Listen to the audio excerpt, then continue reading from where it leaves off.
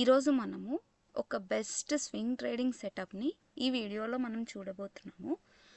ఏదైనా ఒకటి గుర్తుపెట్టుకోండి, మనం ఏదైనా ఫాలో అవుతున్నాము అని అంటే ఒక 3 మంత్స్ వరకన్నా ఆ సెటప్ని కానీ లేదా ఏదైనా మనం ఏదైతే ఫాలో అవుతున్నామో అది మినిమం 3 మంత్స్ మనకి దాని మీద అవగాహన ఉన్నట్టయితే మాత్రమే ట్రేడ్ చేయడానికి ట్రై చేయండి. ప్రతిసారి సెటప్స్ని చేంజ్ చేయడానికి అయితే ట్రై చేయొద్దండి. ఎవరికైనా యూజ్ అవుతుందని చెప్పేసి నేను ఈ వీడియో అయితే చేస్తున్నాను. సో దీనికి సంబంధించినది ఏంటి అంటే, ఫస్ట్ మనము గూగుల్లోకి వెళ్ళి విసిపి అని మనం టైప్ చేయాలి. వోలటాలిటీ కాంట్రాక్షన్ ప్యాటర్న్, దీని పూర్తి మనకి ఫుల్ ఫామ్ వచ్చేసి. సో విసిపి అని మనం గూగుల్ క్రోమ్లో సెర్చ్ చేసి చూసినప్పుడు మనకి ఇలా అన్నీ ఓపెన్ అవుతూ ఉంటాయి. అసలు విసిపి అంటే ఏంటి అని మనం ఇక్కడ ఒకసారి అబ్జర్వేషన్ చేసినట్టయితే, విసిపి అనేది ఒక సైడ్ వేస్లో ఉన్న ప్యాటర్న్ని మనకి చూపిస్తుంది చార్ట్స్లో. ఇక్కడ మీకు అబ్జర్వేషన్ చేసినప్పుడు కంటిన్యూస్గా వెళ్ళే చార్ట్ నేను ఇక్కడ కింద మీకు నీట్గా చూపిస్తాను, మనకి ఇక్కడ చెప్తారు. సో ఇక్కడ చూస్తే విసిపి అంటే వోలటాలిటీ కాంట్రాక్షన్ ప్యాటర్న్, ఇది ఒక స్టాక్ సెటప్. ఈ స్టాక్ సెటప్కి సంబంధించి మనం చూసినట్టయితే ఏవైతే స్టాక్స్ ఇలా ఒకటే రేంజ్లో టైటన్ అయిపోయి ఉంటాయో, అంటే దాంట్లో వాల్యూమ్ కంప్రెస్ అయి ఉంటుంది అండ్ మనకు ప్రైస్ కంప్రెస్ అయి ఉంటుంది, ప్లస్ మనకి రేంజ్ కంప్రెస్ అయి ఉన్న స్టాక్స్ని మనకి ఈ వోలటైలిటీ కంప్రెస్ విసిపిలో మనకి కనిపిస్తాయి.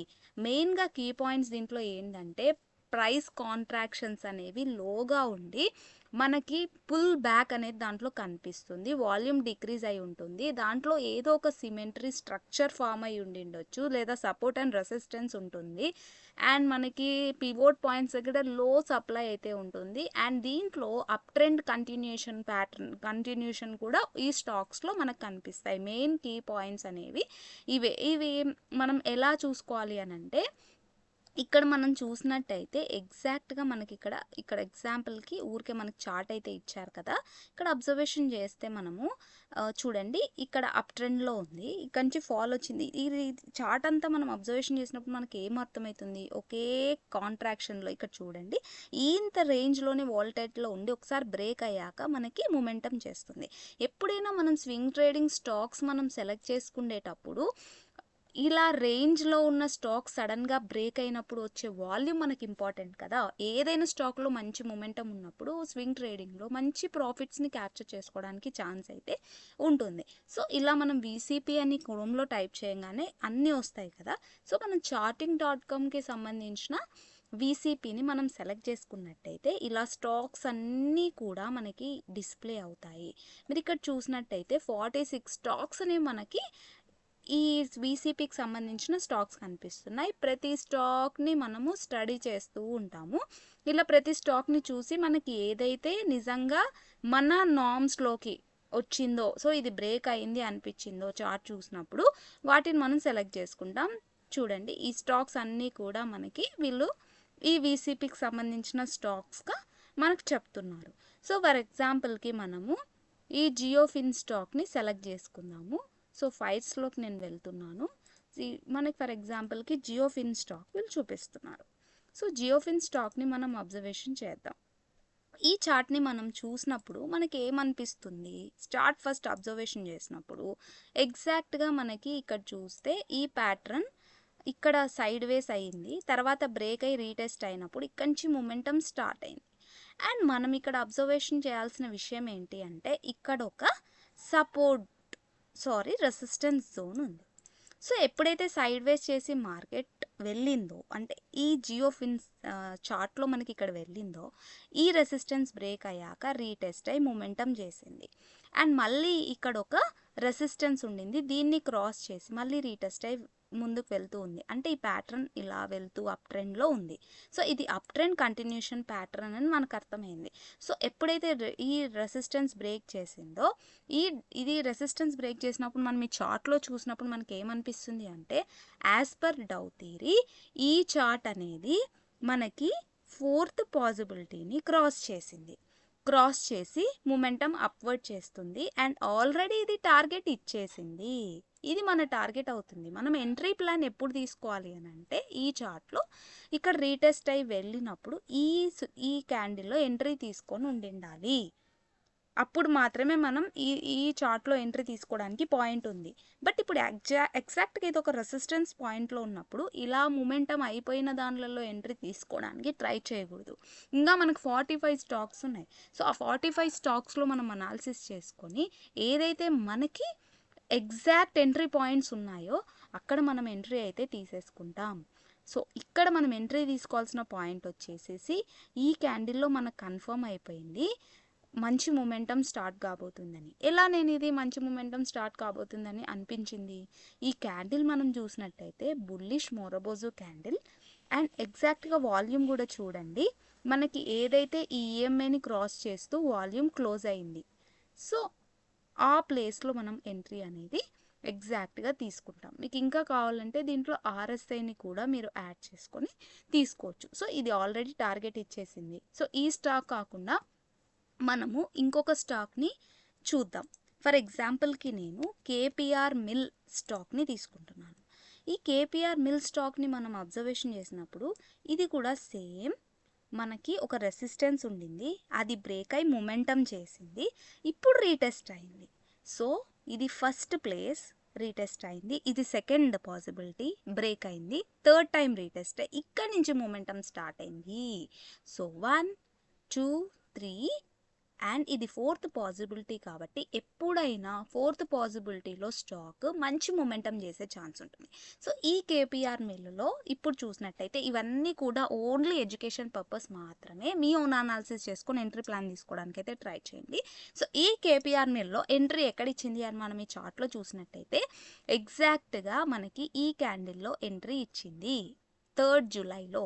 ఎలా అంటే ఇక్కడ మీకు జూమ్ చేసి చూసినప్పుడు ఇక్కడ మార్నింగ్ స్టార్ ప్యాటర్న్ ఫామ్ అయింది.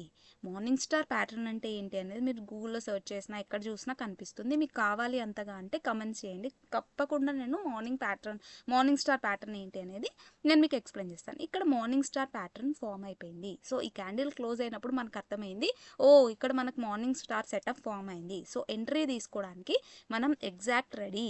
అండ్ మనకి స్టాప్ లాస్ని ఈ క్యాండిల్ లోలో పెట్టుకుంటాం, అంటే ఎగ్జాక్ట్గా 1084లో మనం స్టాప్ లాస్ పెట్టుకుంటాం. టార్గెట్ వచ్చేసి ఈ హై నుంచి మనకి ఏదైతే అబోవ్ రెసిస్టెన్స్ 1387 లెవెల్ ఏదైతే ఉందో అక్కడ, లేదా ఇంకా మనకు భయం అనిపించింది అంటే ఈ లెవెల్ 1300 రౌండ్ ఫిగర్ లెవెల్ అనేది మన టార్గెట్ అయితే అవుతుంది. సో ఇక్కడ నుంచి ఇక్కడ వరకు ఎంత దూరం ఉంది, 200 పాయింట్స్ మినిమం మనకి క్యాప్చర్ చేసుకోవడానికి ఈ చార్ట్లో ఉంది. సో ఇక్కడ ఎంట్రీ తీసుకోవడానికి మనకి డబుల్ కన్ఫర్మేషన్ అవసరం అవుతుంది ఏ చార్ట్లో అయినా. సో నాకు ఇక్కడ డబుల్ కన్ఫర్మేషన్ ఏదైతే ఉందో, first morning star pattern form అయిపోయింది, సెకండ్ ఇక్కడ మనం వాల్యూమ్లో చూసినట్టయితే ఏదైతే ఈఎంఐ లైన్ మనకి ఇక్కడ కనిపిస్తుందో ఈఎంఐ లైన్ క్రాస్ చేస్తూ వాల్యూమ్ క్లోజ్ అయింది అంటే బుల్లిష్గా ఉంది అని అర్థం. సో నాకు డబుల్ కన్ఫర్మేషన్ వచ్చింది కాబట్టి మనం ఈ క్యాండిల్లో ఎంట్రీ తీసుకొని ఉండొచ్చు. లేదు భయం అనిపించింది మనకంటే ఈ క్యాండిల్లో ఎగ్జాక్ట్ 4th జూలై క్యాండిల్లో మనం ఎంట్రీ తీసుకుంటే ఇక్కడ నుంచి కూడా మనం 200 పాయింట్స్ని క్యాప్చర్ చేసుకోవడానికి ఇక్కడ నుంచి కూడా చూడండి ఎగ్జాక్ట్గా మనకి 116 పాయింట్స్ని క్యాప్చర్ చేసుకోవడానికి ఛాన్స్ ఉంది. అంటే 9% టార్గెట్ అయితే మనకి ఈ స్టాక్ ఇస్తుంది. అండ్ స్టాప్ లాస్ని మనం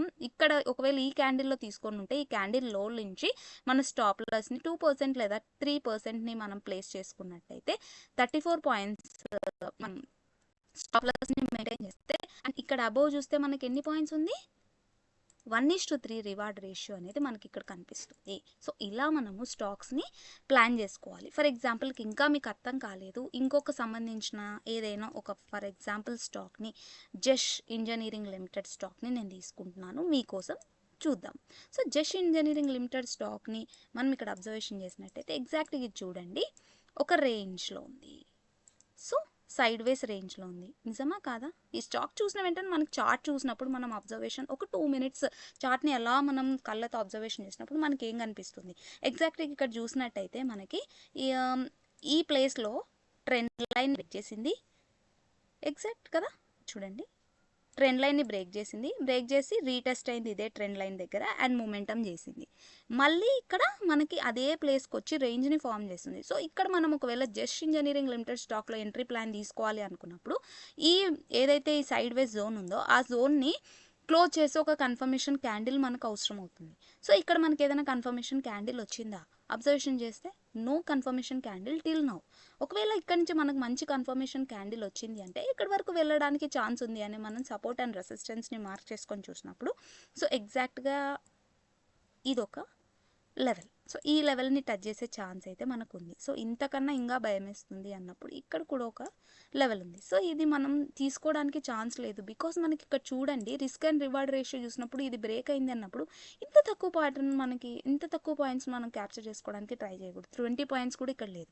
సో ఒకవేళ మనం దీంట్లో తీసుకోవాలనుకున్నప్పుడు ఈ 613 లెవెల్ క్రాస్ చేసినప్పుడు కూడా మనకి ఇక్కడ చూడండి ఇక్కడ కూడా ఒక 40 పాయింట్స్ ఉంది. ఒకవేళ ఇది మనకి 613 లెవెల్ క్రాస్ అయింది అని అంటే 5% టార్గెట్ అయితే ఉంది కాబట్టి 2% స్టాప్ ప్లస్ 5% టార్గెట్ మెయింటైన్ చేసుకొని దీంట్లో ఎంట్రీ తీసుకోవడానికి ట్రై చేయొచ్చు. అండ్ మనకి ఇక్కడ డబుల్ కన్ఫర్మేషన్ అవసరం కదా. ప్రస్తుతానికి మనకి ఇక్కడ చూసినట్టయితే volume moving average to above close అయింది. బట్ మనకి ఇంకా కన్ఫర్మేషన్ క్యాండిల్ రాలేదు. సో మనం ఎప్పుడైతే ఈ కన్ఫర్మేషన్ క్యాండిల్ వస్తుందో ఇక్కడ మీరు చూసినట్టయితే ఇక్కడ కూడా మార్నింగ్ స్టార్ ఫామ్ కావడానికి ట్రై చేస్తుంది. ఇంకొక క్యాండిల్ క్లోజ్ అయిందంటే మార్నింగ్ స్టార్ ఫామ్ అవుతుంది. సో ఇక్కడ నుంచి మనం ఎంట్రీ తీసుకోవడానికి ట్రై చేయొచ్చు. ఎప్పుడు మార్నింగ్ స్టారే ఫామ్ అవుతుందా అంటే కాదు, ఒక్కోసారి ఒక రకమైన ప్యాటర్న్ ఫామ్ అవుతుంటుంది. సో ఇది రెక్టాంగిల్ ప్యాటర్న్ ఫామ్ అయ్యి బ్రేక్అవుట్ కావడానికి ట్రై చేస్తుంది. సో ఇలా స్టాక్స్ అన్నిటినీ కూడా మీరు ఈ వీసీపీకి సంబంధించిన వోల్టాలిటీ కంప్రెస్ ఏదైతే ఉందో దీనికి సంబంధించిన స్టాక్స్ ఇక్కడ అన్నీ ఉన్నాయి కదా, ఇవి అనాలిసిస్ చేసుకొని ఎంట్రీ ఏవి ఇచ్చినాయి. జియో ఫైనాన్షియల్ ఆల్రెడీ ఎంట్రీ అయిపోయింది. సో మనం ఎంట్రీ మళ్ళీ రీటెస్ట్ అయ్యాక ఎంట్రీ ఇస్తుంది, అప్పుడు మళ్ళీ మనం తీసుకోవాలి. సో ఇలా ఇన్ని స్టాక్స్ ఉన్నప్పుడు మనకి మినిమం 5 స్టాక్స్ అయినా మనకి మంచి ప్యాటర్న్ ఫామ్ అయ్యి ఎంట్రీ తీసుకోవడానికి ట్రై చేసేవి ఉంటాయి. సో అలా మనం ప్లాన్ చేసుకొని ఎంట్రీ తీసుకున్నట్టయితే మనకి ఎలాంటి భయం అనేది ఉండదు. ఎందుకంటే మన ఓన్ స్కానర్ని తీసుకొని మనం ట్రై చేసి మన టైం వేస్ట్ చేసుకునే బదులు ఆల్రెడీ రెడీమేడ్గా ఏవైతే ఉన్నాయో వాటిని యూస్ చేసుకుంటూ మనం స్కిల్స్ పెంచుకున్నాక మన ఓన్గా స్కానర్ని తయారు చేసుకోవడానికి యూస్ చేసుకోవచ్చు. సో ఈ వీడియో మీకు నచ్చిందని నేను అనుకుంటున్నాను. So thank you so much for watching my